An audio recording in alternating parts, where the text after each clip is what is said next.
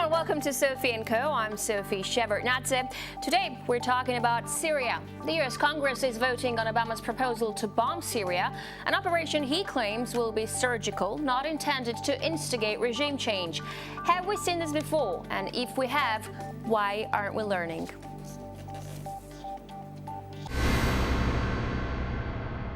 Striking Syria, an absurdity or a righteous necessity? America's ships sit on the horizon, but do they carry hopes for a solution or nails for the coffin of Assad's presidency? Can the West read the reality of conflicts in the East? The chemical trail poisons it all. Is Syria the next Iraq? Is Assad the new Saddam?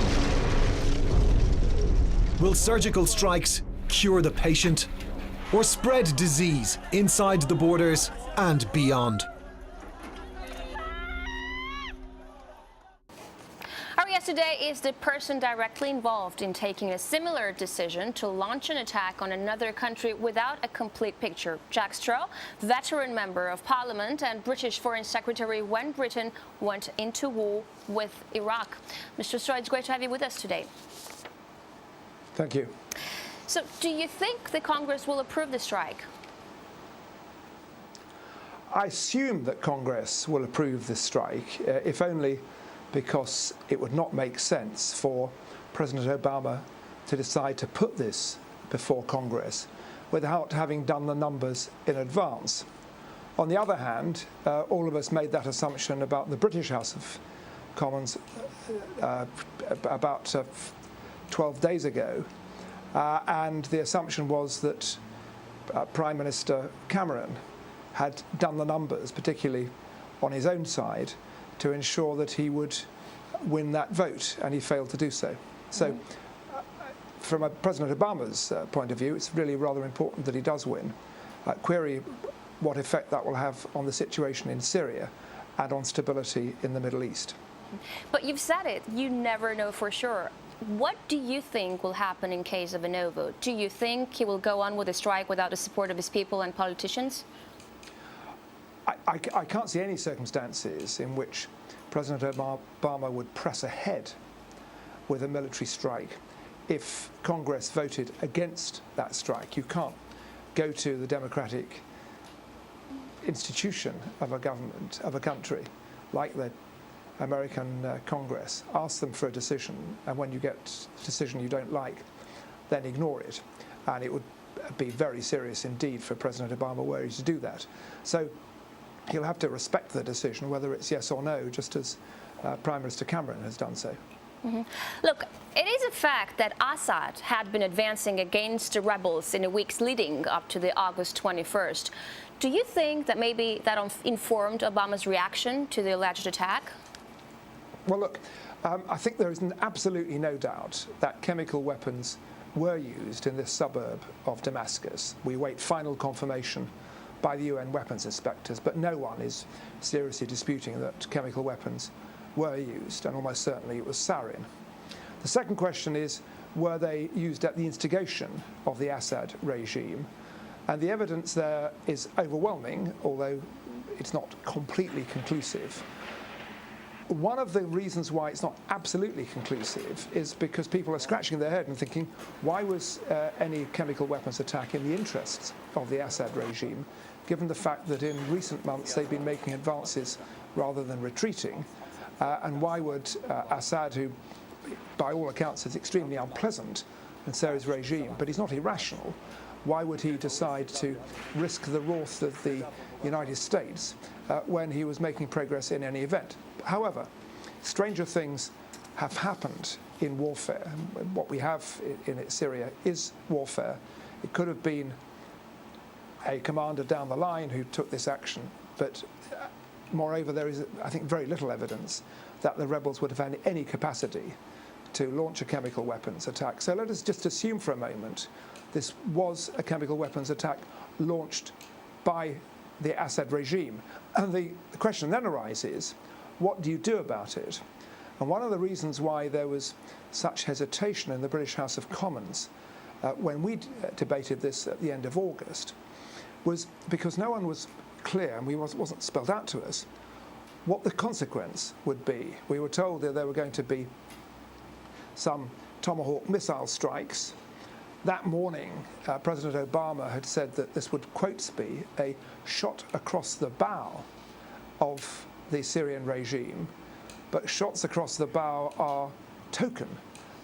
They don't cause damage. So the question then was, well, what happens if the shot across the bow doesn't work? That was never satisfactorily answered, except we learned from communications which had taken place between the head of the US military, chairman of the Joint Chiefs of Staff, and leading congressman, that the United States fully understood that they had no plans and no capacity, short of, quotes, hundreds of ships and thousands of special forces, to take out Assad's chemical weapons capability. So we were left scratching our heads what was going to be the consequence of this action, and that remains a worry. But one thing is for certain is that if President Obama does launch a series of sustained missile attacks, then he would have explicitly joined the rebels, and there's no way in which he can detach sanction punishment. We're going to get to that in just a minute. From joining the rebels. We're going to get to rebels in just a minute, but just to make sure, because I'm sure you understand that we over here are getting a totally different intelligence data. Do you personally believe the evidence is sufficient? It was Assad who carried out the attack. Just your personal I've not opinion. Seen the intelligence. I've not seen the intelligence. I think that the high probability is that it was the Assad regime, not the rebels, for a whole series of reasons. But one of the things I'd like to see is much better cooperation between the United States, France, and the United Kingdom, and Russia particularly, including intelligence sharing about this. I mean, my long experience of handling intelligence is that if there's good intelligence going from to one country's sources, there's likely to be parallel intelligence going to another country's sources. And although Russia and the United States, United Kingdom and France have typically been on, quotes, different sides, there's been plenty of intelligence cooperation as well. And I think both sides need to sit down and share the information they have got, albeit in secrecy, because we need to know definitively who was responsible. There's then, however, as I say, there's then the larger question, even if it is the Assad regime, does launching Tomahawk missiles on parts of Damascus and elsewhere in Syria, does that help or hinder the chances of peace and a reduction in the number of casualties? You know, you've said that Cameron's presentation of the case to Parliament was actually quite unconvincing. Would you want to see the vote go differently? Well, we voted for our resolution. Our resolution was not ruling out military action in respect of Syria. Our resolution was laying down a clear process, not least based on the lessons that all of us had learnt from Iraq. And that process included waiting for the reports of the weapons inspectors, because although they're not allocating blame, those reports, I'm sure, will be very important in terms of others making an assessment about responsibility. And then having the matter discussed and brought to a vote in the Security Council. Okay, on current predictions, it may well be that a resolution put to the Security Council by, for example, the US, UK and France would fail as a result of a veto by either or both Russia and China. But we don't know that for certain. We don't know what the terms of the resolution would be. And in any event, we need to see what the argument is when there is a prospect of a vote. So we wanted both of those to happen, and much clearer statement about the strategic objectives. If those had all been forthcoming, including clearer evidence about culpability, then Labour could have supported, not saying would, could have supported military action. But those weren't forthcoming. And instead, we had this extraordinary situation where the Labour opposition motion was voted down. It then went to the government motion. The government, bear in mind, has got a big majority nominally in the British House of Commons. That then gets voted down as well. Our leader, Ed Miliband, simply stood up on what's called a point of order after that vote and asked Mr Cameron whether he could give an undertaking that he wouldn't put British forces into action without a further vote. That was all he asked. Mr. Cameron used that to read from a prepared text to say words to the effect that he wasn't going to bring the matter back to the House of Commons at all.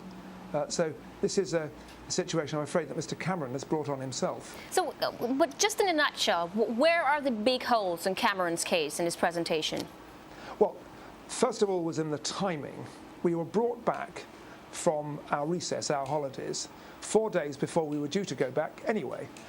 So everybody's thinking, what's the urgency here? Is there about to be a missile strike launched over the weekend? Are we to be presented with significant intelligence? We never offered a proper explanation. So people were brought back without proper explanation, and they were left, I say, wondering why that was. Secondly, we were brought back before the weapons inspectors had reported. Thirdly, before there'd been any discussion on a resolution inside the Security Council, and we were given an abstract, a summary of some intelligence, which didn't say any more, frankly, about culpability than one can read in the newspapers. It simply used the phrase that it was very likely that the Assad regime was responsible. The difficulty is that in the case of Iraq, we had much better intelligence than that, and we had a very clear baseline of all the holdings of chemical and biological weapons that the Saddam regime had held without any question. But because of Iraq, the bar that has to be overcome for decisions like this is now much higher. After the break, we'll continue to ask what can be won and what have we learned? And can we be a friend to your friend's enemy? Stay tuned.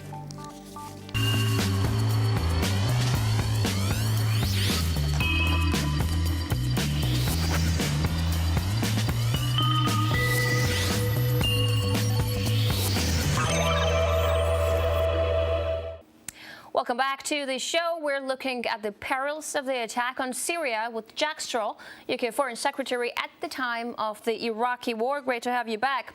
All right, so it seems to me that the British public opposes this attack on Syria.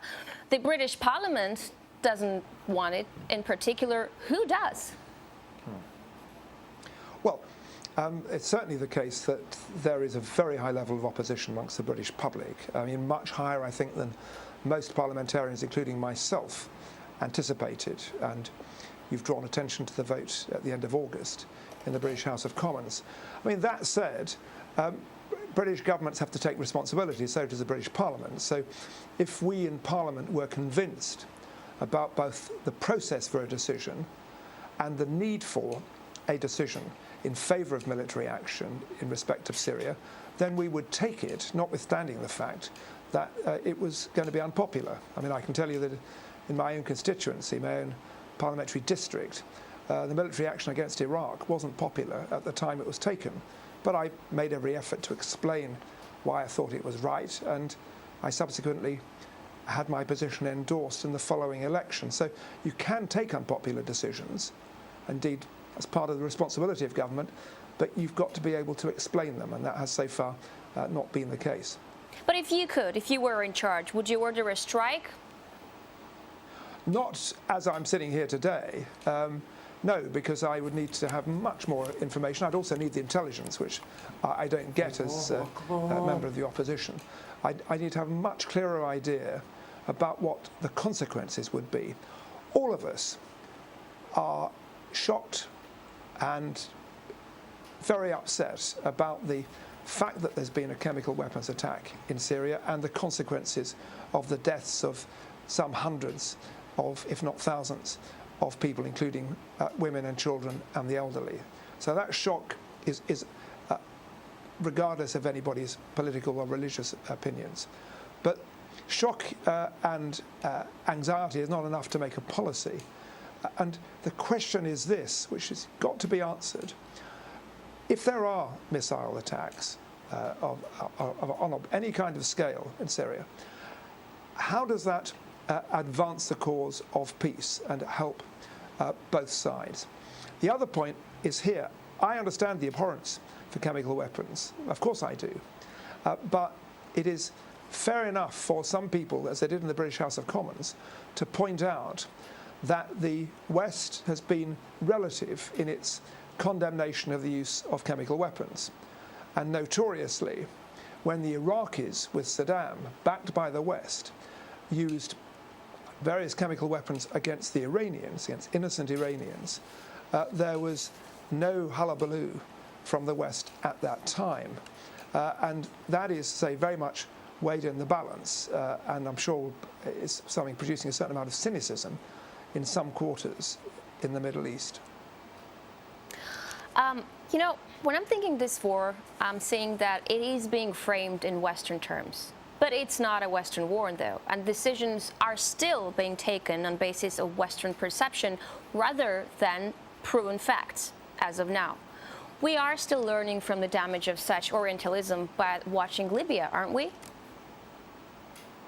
Well, my own view is, as far as Libya is concerned, is that it was right for France, the United Kingdom and the United States and others to take the action that we did in Libya. I understand that it's a cause of some very great concern in Russia, and that the Russian government felt that they were blindsided in the Security Council. But that said, it's not a view we accept.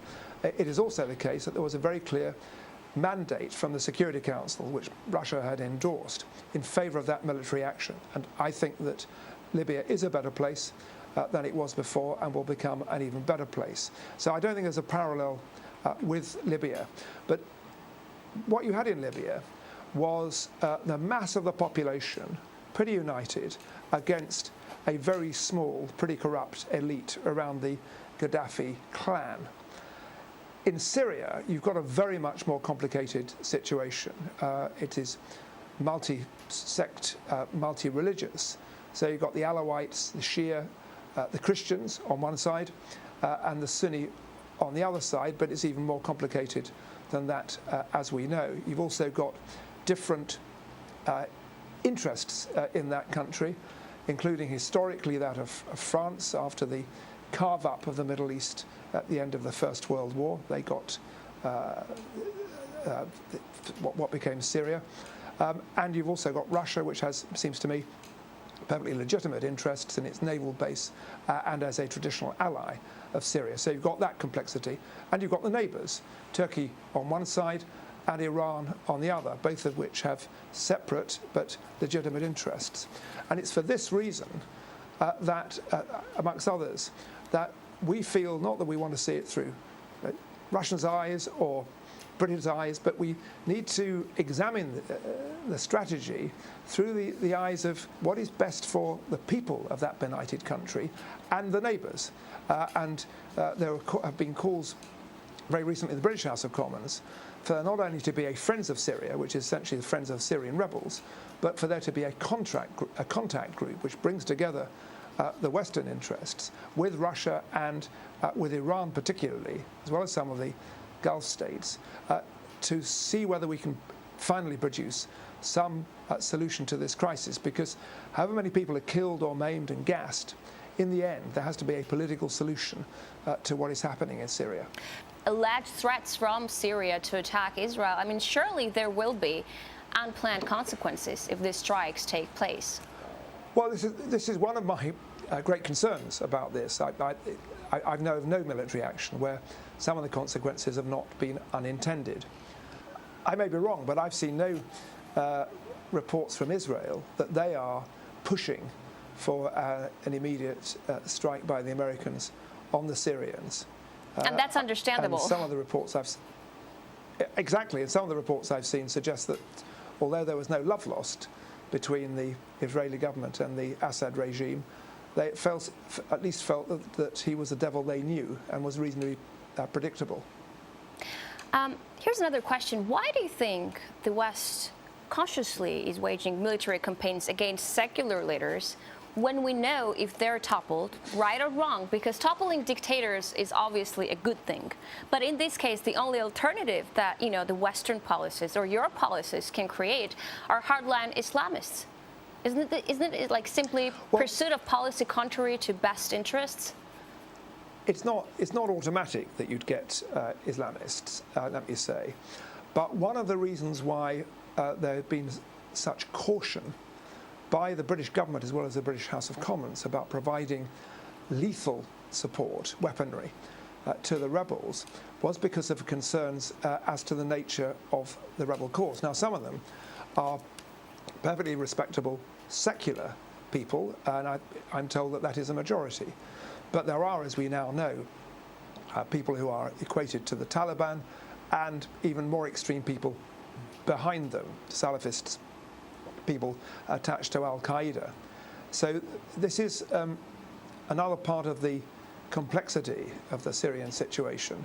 Personally, I mean, if you take the Egyptian situation, you know, I thought it was quite right that we backed elections in Egypt, and I believe that the West, as well as everybody else, should have described what was happening before our eyes, which was a military coup against an elective government, albeit one people disagreed with, of the Muslim Brotherhood, in those terms, because people's confidence in the idea of democracy is undermined if they think that those outside, not least people in the West, want to have it both ways, saying there should be free and fair elections, but when and if they are free and fair and the wrong result comes through, then removing that government doesn't seem to be in the long term very sensible. Mm-hmm. But in this particular case, is it possible to undermine the Assad regime without playing into the hands of the radical Islam? Yeah, the way to undermine the Assad regime would be for its external allies, particularly Russia and Iran, to give President Assad counsel and advice in very strong terms about his need, Assad's need, to see a political settlement which would not result in the destruction of the Alawite interest. And we know what Assad and his clan fear, which is that if they give up any power, then they're dead. And they want some protection. That their families just can to go on make living sure, in Syria. just to make sure, do you really believe that if President Putin were to say to President Assad, "You need to go," he will just get his stuff, pack it up, and leave? Well, it's not that simple, but Madam, but I do believe that if there were a better level of engagement by the West and an understanding by the West of Russia's own needs in the area and legitimate interests. Russia has a base in Syria. Well, Russia has a base in Syria. The United States has bases in the Gulf. The United Kingdom has a base, or a number of sovereign base areas in Cyprus. So, you know, all the old great powers have got interests in that area, including some territorial interests. There needs to be an understanding about that. There needs to be understanding of Russia's own high levels of anxiety about the possibility of Islamism feeding further into the Caucasus, into their own backyard, and destabilizing the southern part of Russia. So we need that. We need an understanding about Iran's role as well, not least as we now have the optimism following the election of Dr. Hassan Rouhani as president. And I'm not saying that if President Putin picks up the telephone to President Assad will jump. I am saying, however, that the Assad regime is very sensitive to Russian influence. It relies a lot on Russia for armaments and maybe in terms of financial support.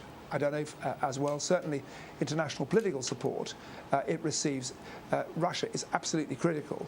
And if President Putin were therefore to say, you need to do this, you need to start to moderate your attacks on the rebels and to start to take part in, as it were, Geneva II and get the Iranians in there as well, then I think we may be in a more optimistic situation. All right. Unfortunately, that's all the time we have for today. This was Jack Straw, former UK Foreign Secretary. Thank you for being with us here on Sophia Co. We'll see you next time.